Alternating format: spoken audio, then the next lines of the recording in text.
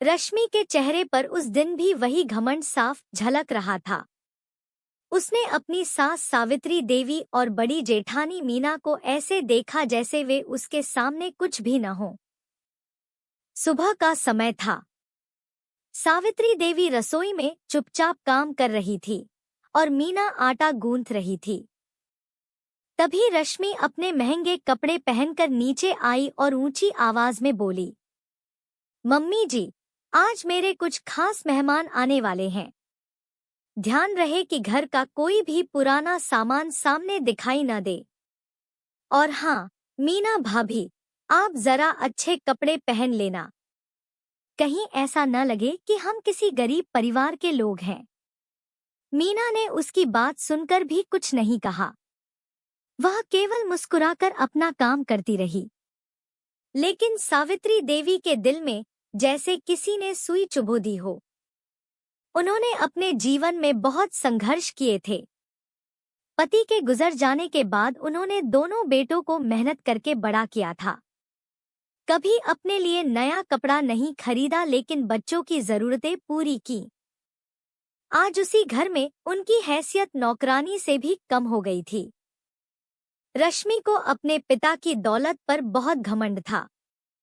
शादी के समय उसके पिता ने खूब दहेज दिया था। महंगी गाड़ी, जेवर और नकदी देखकर पूरा मोहल्ला हैरान रह गया था। तभी से रश्मि को लगने लगा था कि उसने इस परिवार पर कोई एहसान किया है। दोपहर को मेहमान आए। रश्मि हर किसी को अपने महंगे फर्नीचर, गहने और कपड़े दिखा रही थी। बीच बीच में वह मीना और सावित्री देवी को इस तरह आदेश देती जैसे वे घर की नौकरानी हो। एक महिला ने पूछा, ये आपकी बड़ी भाभी है? रश्मि हंसते हुए बोली, हाँ, है तो भाभी, लेकिन इनकी सोच बहुत पुरानी है। इन्हें आधुनिक जीवन समझ नहीं आता। मीना के चेहरे पर हल्की सी मुस्कान थी, लेकिन दिल भीतर से टूट रहा था। शाम को मेहमान चले गए। सावित्री देवी अपने कमरे में बैठी चुपचाप रो रही थी।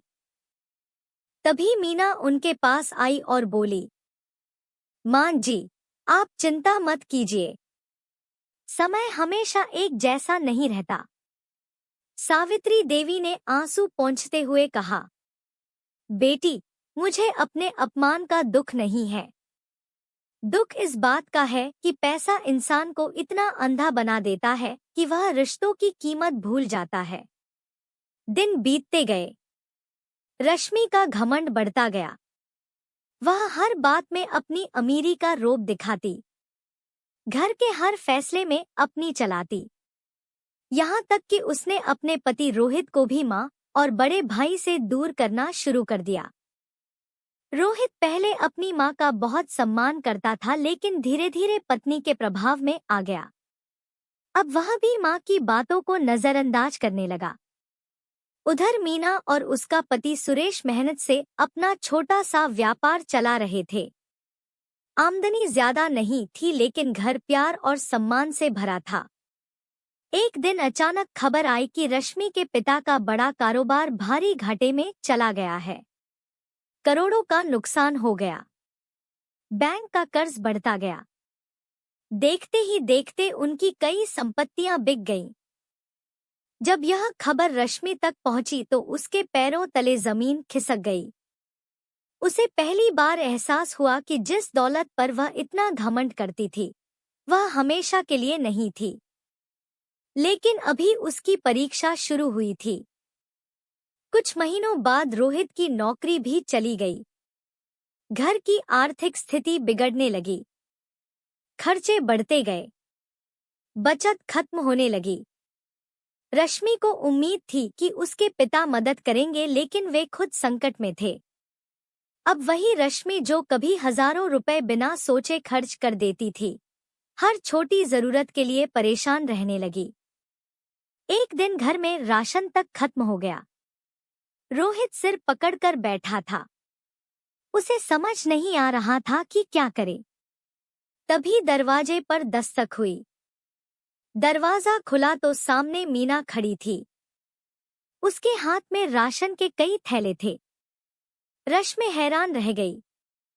मीना मुस्कुराकर बोली, छोटी बहू, सुना था घर में कुछ परेशानी है, सोचा मदद कर दूं। रश्मि की आंखें झुक गईं। जिस महिला को वह हमेशा गरीब और कमजोर समझती थी, आज वही उसके सबसे मुश्किल समय में खड़ी थी। सावित्री देवी भी बाहर आ गई। उन्होंने प्यार से रश्मि के सिर पर हाथ रखा और कहा, बेटी, परिवार का मतलब ही यही होता है। अच्छे समय में सब साथ होते हैं, लेकिन मुश्किल समय में जो साथ दे वही अपना होता है। रश्मि की आंखों से आंसू बहने लगे। उसे अपने हर शब्द, हर ताने और हर अपमान की याद आने लगी। उस रात वह सो नहीं सकी। बार बार उसे मीना का शांत चेहरा और सास का ममता भरा स्पर्श याद आता रहा। सुबह होते ही वह सावित्री देवी के कमरे में गई। उनके चरणों में गिरकर फूट फूट कर रोने लगी। माँ जी, मुझे माफ कर दीजिए। मैंने आपको बहुत दुख दिए हैं। मैंने पैसे के घमंड में रिश्तों की कीमत नहीं समझी। सावित्री देवी की आंखें भी भर आईं। उन्होंने उसे उठाकर गले लगा लिया। रश्मि फिर मीना के पास गई। कंपती आवाज में बोली, भाभी, मैंने हमेशा आपका अपमान किया, लेकिन आपने बदले में केवल प्यार दिया। क्या आप मुझे माफ कर देंगी? मीना ने बिना एक पल गवाए उसे गले लगा लिया। उस दिन पहली बार रश्मि ने महसूस किया कि अमीरी बैंक बैलेंस में नहीं, दिल की दौलत में होती है। लेकिन जिंदगी अभी उसे एक और बड़ी सीख देने वाली थी। रश्मि के आंसू रुकने का नाम नहीं ले रहे थे। उसे लग रहा था जैसे वर्षों से उसके दिल पर चढ़ा घमंड का पर्दा एक ही पल में हट गया हो। जिस परिवार को वह अपनी दौलत के सामने छोटा समझती थी, वही परिवार आज उसके टूटे हुए मन का सहारा बना हुआ था। उस दिन के बाद रश्मि ने खुद को बदलने की कोशिश शुरू कर दी। वह सुबह सबसे पहले उठती, सास के पैर छूती और रसोई में मीना का हाथ बंटाने लगी। शुरू में सावित्री देवी और मीना को विश्वास ही नहीं हुआ कि यह वही रश्मि है जो कभी पानी का गिलास तक खुद उठाकर नहीं पीती थी। लेकिन बदलाव आसान नहीं था। मोहल्ले की कुछ औरतें अब भी उसे ताने देती थी। अरे, देखो तो करोड़पति बाप की बेटी अब रसोई में काम कर रही है। समय कितना बदल जाता है। रश्मि सब सुनती लेकिन चुप रहती, क्योंकि अब उसे समझ आ गया था कि दूसरों को नीचा दिखाने से इंसान बड़ा नहीं बनता। उधर रोहित नौकरी की तलाश में दर-दर भटक रहा था। कई जगह इंटरव्यू दिए लेकिन सफलता नहीं मिली। घर का खर्च ज्यादातर सुरेश और मीना संभाल रहे थे। एक शाम रोहित बेहद निराश होकर घर लौटा। उसके हाथ में फाइल थी और चेहरे पर हार का दर्द। फिर नौकरी नहीं मिली। वह टूटे हुए स्वर में बोला। रश्मि ने पहली बार अपने पति की आंखों में वह बेबसी देखी जो शायद पहले कभी नहीं देखी थी। उसने रोहित का हाथ पकड़कर कहा, हिम्मत मत हारिए, हम सब साथ हैं। सुरेश भी पास आकर बोला, छोटे, जिंदगी की सबसे अंधेरी रात के बाद ही सबसे उजली सुबह आती है। रोहित की आंखें भर आईं। उसे महसूस हुआ कि जिस बड़े भाई को वह पत्नी के कहने पर नजरअंदाज करता रहा, वही आज उसके साथ चट्टान की तरह खड़ा है। दिन गुजरते गए। एक दिन सावित्री देवी की तबीयत अचानक खराब हो गई। उन्हें अस्पताल ले जाना पड़ा। डॉक्टर ने कुछ जरूरी जांचें लिखीं, जिनमें काफी खर्चा आने वाला था। घर में पैसों की तंगी पहले से थी। रोहित परेशान था। तभी रश्मि अपने कमरे में गई और शादी के समय मिले अपने सबसे प्रिय गहनों का डिब्बा लेकर बाहर आई। उसने वह डिब्बा रोहित के हाथ में रख दिया। इन्हें बेच दीजिए। माँ जी का इलाज सबसे जरूरी है। रोहित चौंक गया। ये वही गहने थे जिन पर रश्मि को सबसे ज्यादा गर्व था। लेकिन आज उसने बिना किसी हिचकिचाहट के उन्हें छोड़ दिया।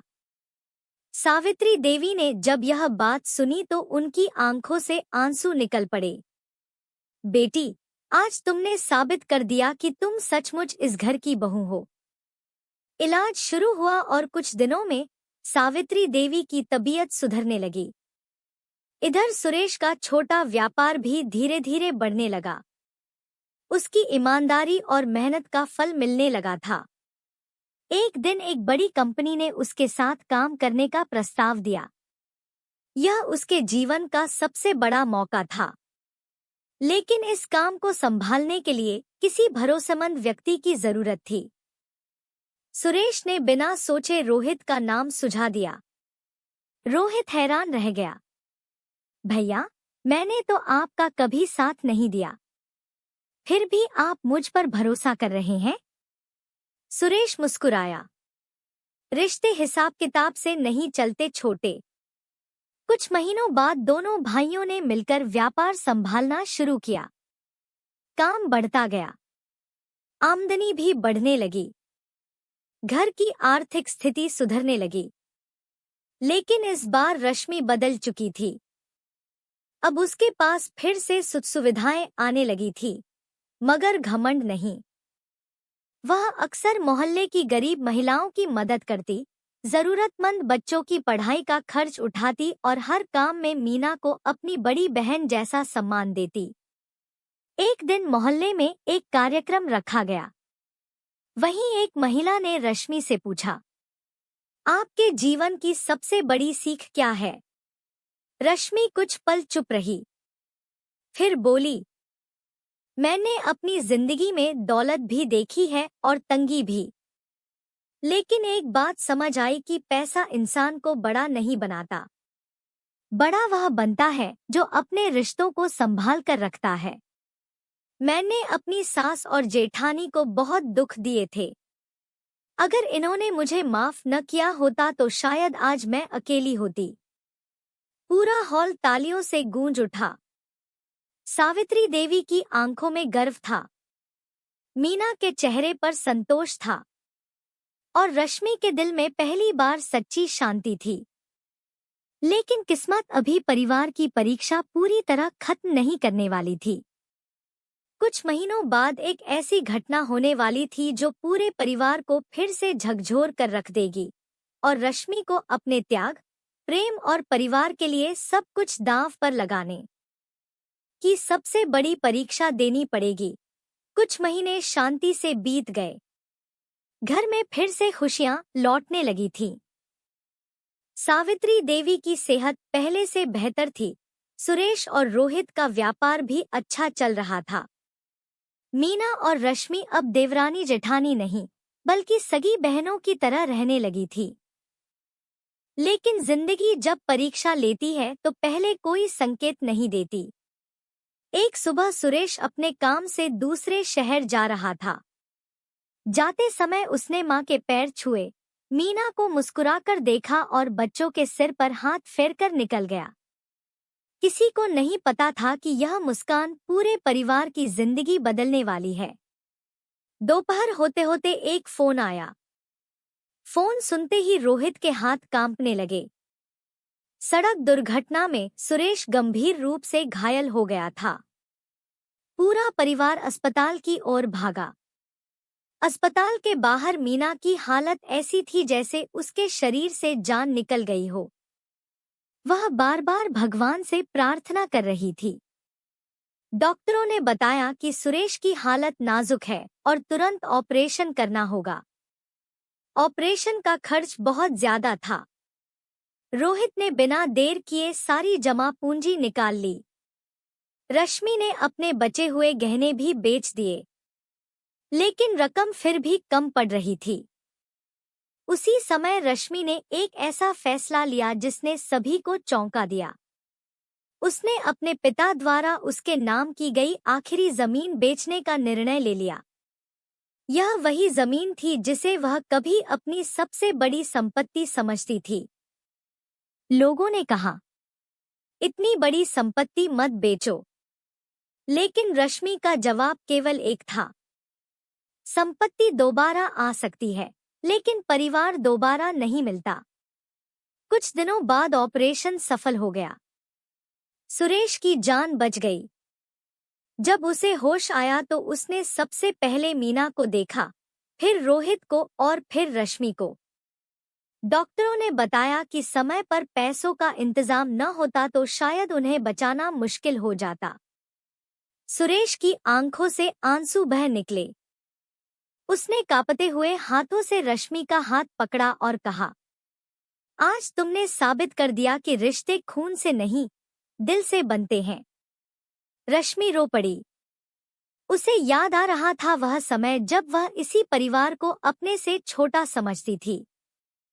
अब वही परिवार उसकी सबसे बड़ी पूंजी बन चुका था। कुछ महीनों बाद सुरेश पूरी तरह स्वस्थ हो गया। परिवार फिर से खुशियों की ओर लौटने लगा। इसी बीच एक और घटना हुई। रश्मि के पिता, जो कभी करोड़पति थे, अब लगभग सब कुछ खो चुके थे। जिन लोगों के बीच कभी उनका रुतबा था, वही लोग अब उन्हें पहचानने तक से कतराने लगे थे। एक दिन वे चुपचाप अपनी बेटी के घर पहुंचे। उनके कपड़े साधारण थे, चेहरे पर थकान थी और आंखों में हार का दर्द। रश्मि ने जैसे ही पिता को देखा, दौड़कर उनके गले लग गई। पिता की आंखों से आंसू निकल पड़े। उन्होंने कहा, बेटी, जब मेरे पास पैसा था तब मेरे आसपास सैकड़ों लोग थे। आज मेरे पास कुछ नहीं है, इसलिए कोई नहीं है। रश्मि ने उनका हाथ पकड़ लिया। पापा, आपके पास सब कुछ है। आपका परिवार आपके साथ है। सावित्री देवी आगे बढ़ी और बोली, समधी जी, यह घर आपका भी है। मीना ने उनके लिए खाना परोसा। रोहित और सुरेश ने सम्मान से उन्हें बैठाया। यह देखकर बूढ़े पिता फूट फूट कर रो पड़े। उन्हें पहली बार एहसास हुआ कि असली अमीरी बैंक बैलेंस में नहीं, बल्कि ऐसे रिश्तों में होती है जो बुरे समय में भी साथ छोड़कर नहीं जाते। उस रात पूरा परिवार एक साथ बैठा था। सावित्री देवी ने सबकी ओर देखते हुए कहा, भगवान ने हमें बहुत बड़ी सीख दी है। पैसा जरूरी है, लेकिन उससे भी ज्यादा जरूरी है प्रेम, सम्मान और अपनापन। सभी की आंखें नम थी। रश्मि ने मां के चरण छू लिए। मां जी, अगर आपने मुझे माफ नहीं किया होता तो शायद मैं कभी बदल नहीं पाती। सावित्री देवी ने उसे गले लगा लिया। घर का माहौल भावुक हो उठा। जिस बहू के घमंड ने कभी इस घर की खुशियां छीन ली थी, वही बहू आज इस घर की सबसे बड़ी ताकत बन चुकी थी। और उस दिन से रश्मि जब भी किसी को घमंड करते देखती, तो केवल एक बात कहती, समय से बड़ा कोई राजा नहीं होता। आज जो ऊपर है, कल नीचे भी आ सकता है। इसलिए इंसान को अपनी दौलत पर नहीं, अपने संस्कारों पर गर्व करना चाहिए। यही इस कहानी की सबसे बड़ी सीख थी कि धन का घमंड कुछ समय का होता है, लेकिन प्रेम, सम्मान और अच्छे संस्कार जीवन भर इंसान को अमीर बनाए रखते हैं।